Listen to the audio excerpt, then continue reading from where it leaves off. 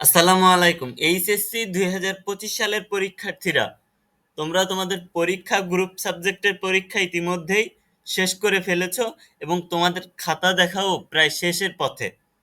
কিছু কিছু খাতা অলরেডি দেখে বোর্ডে নাম্বারও পাঠিয়ে দিয়েছে শিক্ষকরা। এখন কথা হচ্ছে, তোমরা অনেকেই জানো না যে তোমাদের এইচএসসির পরীক্ষার রেজাল্ট কবে প্রকাশিত হবে।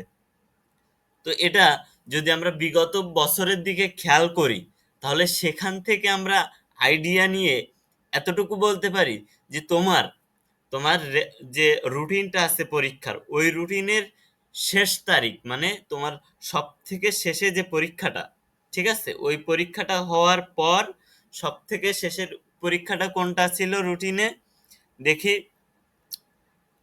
সব থেকে লাস্টের পরীক্ষা ছিল এই যে 10/8/2025, মানে 10ই আগস্ট 2025 সালে 10ই আগস্ট লাস্ট পরীক্ষা ছিল।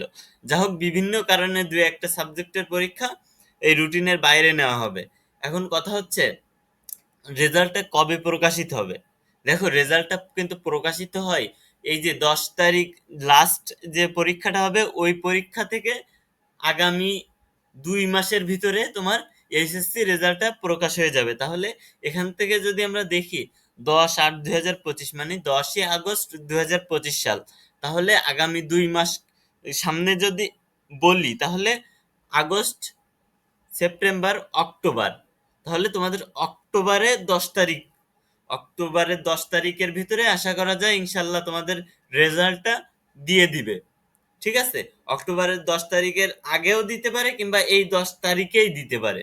ঠিক আছে, কারণ এটা কিন্তু মিস যায় না বলতে, তোমার এটা হচ্ছে নিয়ম যে পরীক্ষা যেদিন শেষ হবে ওই দিন থেকে আগামী 60 দিনের ভিতরে, 60 কর্মদিবসের ভিতরে রেজাল্টটা তৈরি করে প্রকাশ করে দিতে হবে স্টুডেন্টদের জন্য।